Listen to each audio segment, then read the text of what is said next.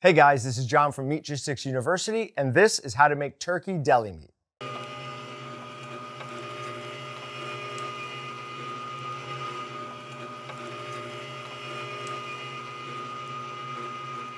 Now with deli meats, we want to slice this fairly thin because it just tastes better, goes better on a sandwich. So we need it to bind together really well. So when we're choosing the meat that we're gonna use, we're gonna look for something that has the skin on it. That skin is valuable fat that is gonna help everything bind together. Remember, the tighter the bind, the thinner we can slice it easily on our slicer. So the first thing we're gonna do is we're gonna choose about half of the meat's weight in thigh meat with the skin on and half with the breast. Now with the breast, if you can get the skin, great. It's not quite as important as the thigh meat, which naturally is going to have more fat in it. Now we're gonna choose whatever seasoning we want for any type of poultry. Usually a Cajun works really well. It's got a little bit of nice spice to it that's gonna add an extra little pop to it. Then we're gonna have to figure out how much seasoning we need, because let's be honest, it's very unlikely that you're doing 25-pound batches of turkey deli meat. So how you're gonna do that is you take the weight of the bag and then you divide it by the batch size. Now that batch size is how much the seasoning is supposed to do. In most cases, that's gonna be 25 pounds. That's gonna give you how many pounds of seasoning you should use for every pound of meat. Now you simply multiply that number by how many pounds of meat you're doing and you have exactly how much seasoning you should be using. You can do the same thing for any of the additives. Now speaking of additives, when we're doing something like this, we 100% want to use Sure-Gel. Carrot fiber is not gonna cut it for this. We really need something to help everything bind together. So we're gonna use Sure-Gel, and then we're actually also gonna add Sure-Cure to this. We'll go over why a little bit towards the end, but it is best to use it. You don't have to, but you will get the best tasting product, the most flavorful product, and it'll last longer. Now, we wanna break this meat all the way down. So we're actually gonna grind it 3 times. The first time, we're just going through a regular 3/8 plate. This is just gonna break it down into something that's easier to grind through smaller plates. Our second grind is gonna be through a 1/8 plate. Now, if you have a one-shot grinder, you can do that in one pass, but it's really just as easy to do it with your regular head on this because we're gonna grind it a 3rd time anyways. Now, between that 2nd and 3rd time, we're also gonna add our seasoning to the meat. We're gonna do this because you know how much it slows down from that first grind to the second grind? Well, that second grind to the third grind is gonna be even worse of a slowdown if we don't give it something to help it hold together. As we're mixing in the seasoning, we're gonna start mixing. We're not gonna get full protein extraction, but meat's gonna start getting sticky before we pass it down. That third grind will actually be a little bit quicker than the second grind because we've added that seasoning. Now, the reason we don't normally suggest this is because it does make your equipment very hard to clean. So we stopped immediately what we were doing and immediately went to cleaning that head to prevent anything from building up in there and giving us a nightmare to deal with later on. Now, even though this is not a sausage, it's actually deli meat, we're still gonna use 1 liter of water to every 25 pounds batch. So we're gonna divide that out and we're actually gonna add half of that water before we do that 3rd grind. Then we're gonna add the rest of it after that, and we're gonna mix it until we have great protein extraction. And I'm talking, it should be really, really sticky at this point. As you're pulling it apart, you should be able to stretch it far, and it should not come out of your hand if you're holding it upside down like this. It should stay nice and stuck up in there. Then when we're loading our stuffer, we wanna make sure that we're creating as few air pockets in the stuffer body as possible. So how we're gonna do that? It's the Leaning Tower of Pisa. So you push it down so that it's at a slight angle heading one way. Your next handful or batch, however you want to do it, push it down and it's angled the other way. This helps push all the air up out of it and it's going to give us a much easier stuff.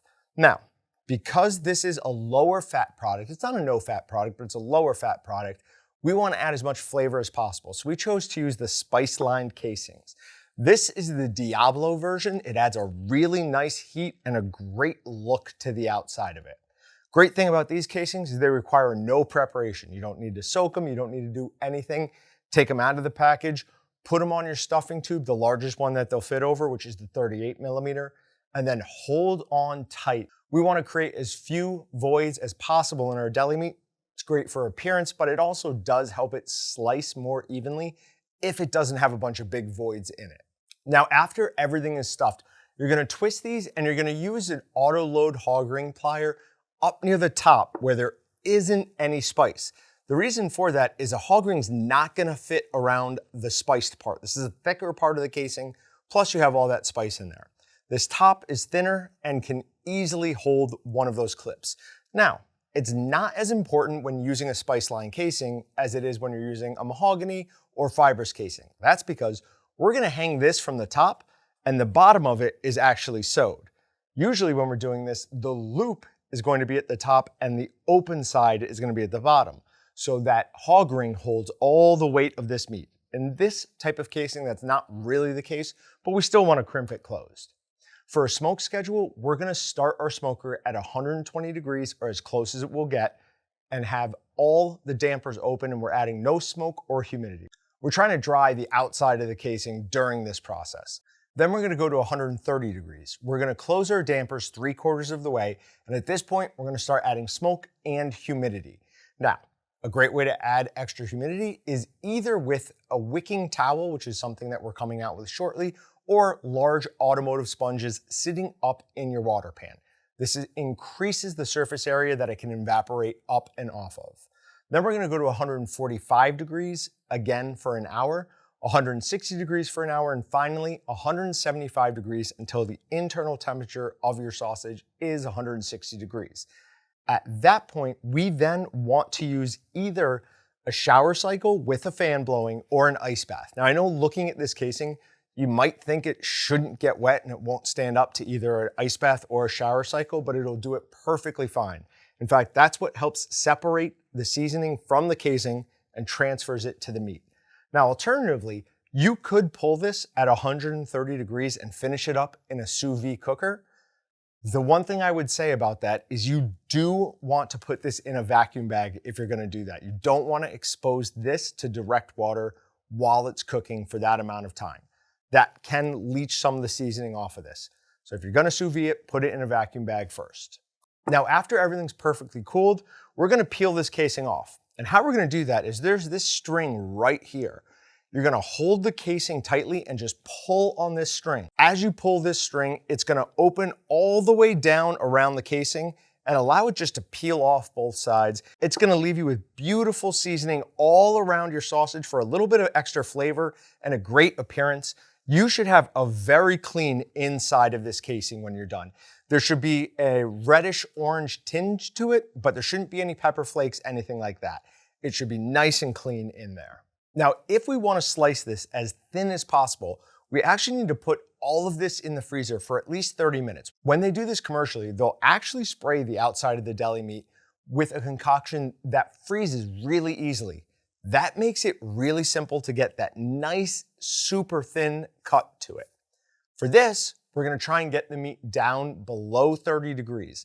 So in our blast freezer, that's 30 minutes. In your home freezer, that might be an hour. You're just gonna have to temp it. Then we're gonna set our slicer to the thinnest setting possible and start slicing. After you're done, you're gonna vacuum pack it. Either the chamberless or the chambered bags work perfectly well. You're gonna get a little bit longer out of the chambered bag, but again, either one will work depending on how long you wanna keep it. Now this is why we added the cure. Since we're storing it in there, botulism will grow perfectly fine without any air. So the cure prevents that from being a concern. So now you have months of turkey deli meat that's just as delicious, if not better, than what you're gonna buy at the store.